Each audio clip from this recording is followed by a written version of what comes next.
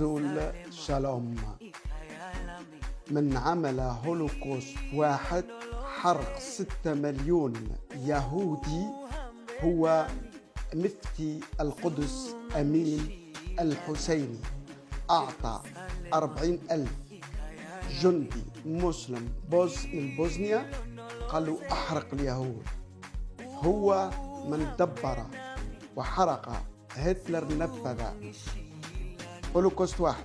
هولوكوست 2 عملتها حماس في 7 أكتوبر، قتل أطفال، عجائز، سبي، اغتصاب، يعني و30 دولة سبتهم وقتلتهم، أمريكانيات سويديات واغتصبتهم، وكل ديما فلسطيني وفلسطينيين مسلمين.